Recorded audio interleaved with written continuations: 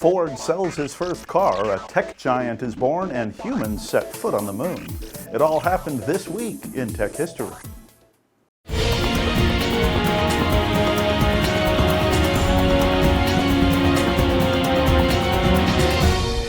This week, back in 1899, NEC Corporation, originally known as Nippon Electric Company, was organized as the first Japanese joint venture with foreign capital.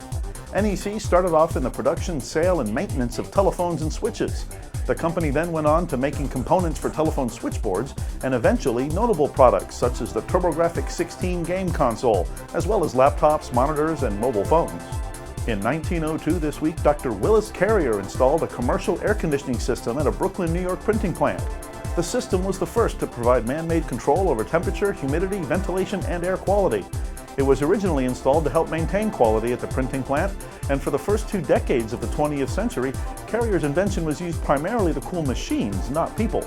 The development of the centrifugal chiller by Carrier in the early 1920s led to comfort cooling for movie theaters, and before long, air conditioning made it to department stores, office buildings, and railroad cars. In 1903 this week, Ernest Fenning, a dentist from Chicago, became the proud owner of a Model A automobile when the Ford Motor Company sold its first car. The car featured a twin-cylinder internal combustion engine. Although Ford advertised the Model A as the most reliable machine in the world, it suffered from many problems common to vehicles of the era, including overheating and slipping transmission bands. The Model A was sold only in red by the factory, though some were later repainted in other colors.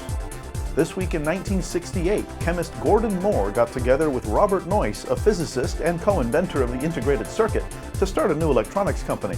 While trying to come up with a name, they quickly dismissed the idea of using their last names, Moore-Noyce, as it sounded too much like more noise, and we all know that noise in electronics is a bad thing. So they settled on NM Electronics. However, by the end of the month, they found a new name, combining the words integrated electronics and calling the new company Intel. This week in 1969, astronaut Neil Armstrong, pilot of the lunar spacecraft the Eagle, had this to say as he made the first footsteps on the surface of the moon at 10:56 p.m. Eastern Time. It's one small step for man, one giant leap for mankind. The words, "Houston, Tranquility Base here, the Eagle has landed," gave instant impact to the drama of watching human beings reach something so far away so successfully. This feat marked the first time humans walked on another world.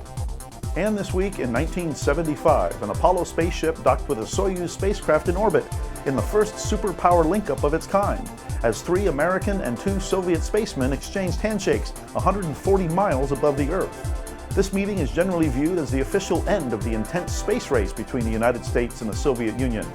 The mission was considered a great success, both technically and as a public relations exercise for both nations. That's our look back at This Week in Tech History, brought to you by IFA in Berlin. IFA, the Global Innovations Show.